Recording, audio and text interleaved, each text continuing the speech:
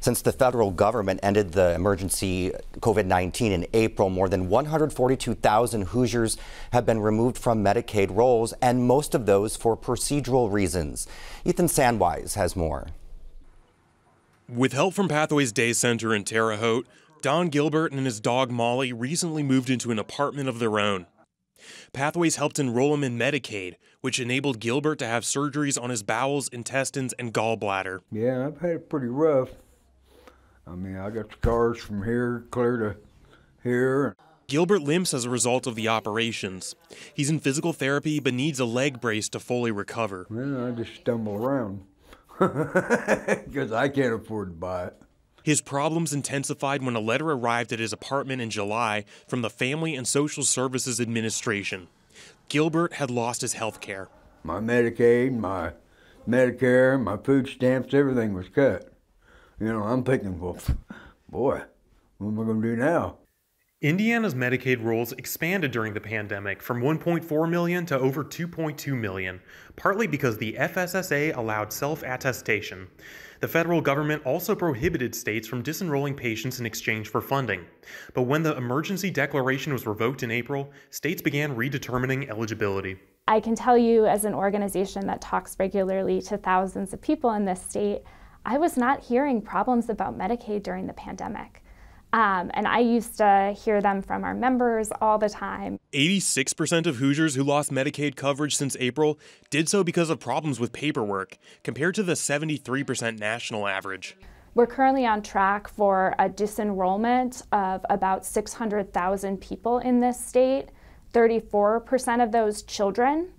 And that comes out to about 1 in 12 people in Indiana losing their health care coverage over the course of the next year. Hutchings-Getz says procedural disenrollments usually occur when a patient misinterprets the complicated review process or is unable to submit forms on time. As of July, Indiana ranks 7th for the reported rate of procedural disenrollments, on par with North Carolina. Earlier this year, where we found that compared to people surveyed in other states, Hoosiers had a significantly harder time going through redetermination. Enrolling for Indiana Medicaid was difficult before, but with the sudden surge of case reviews, technical problems have impaired the FSSA's ability to send and receive documents on time. Gilbert hadn't received previous letters from the FSSA because they'd been sent to Pathways. The shelter takes mail for homeless clients, and although Gilbert updated his address with the state, the agency still sent redetermination letters to his old address. We get at least, in an average week, 10 FSSA letters of some sort.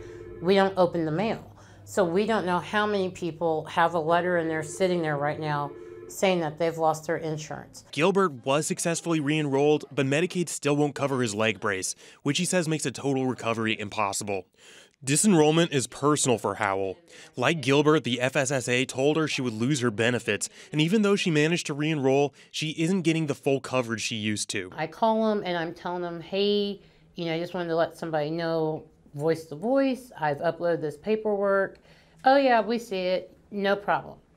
But still to this day, I'm not getting all the medications I'm supposed to be getting. Howell says paperwork she's uploaded to the Medicaid portal has disappeared, and she was told an FSSA fax machine couldn't receive her faxes. Like I said, I had a heart attack, I'm a diabetic. I have a son who's autistic.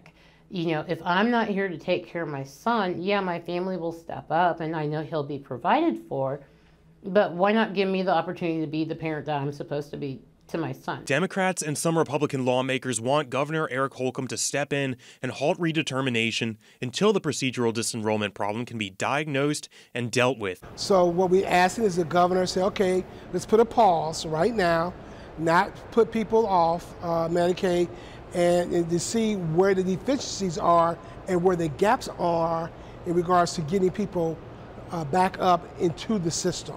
I feel like we could do better on so many levels. While disenrollments continue, experts urge those losing Medicaid to get in touch with a Medicaid navigator for assistance with renewal.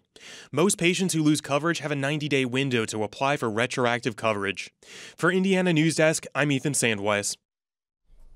There were 36,000 disenrollments in June compared to 54,000 in May, 53,000 in April. July numbers have not yet been released.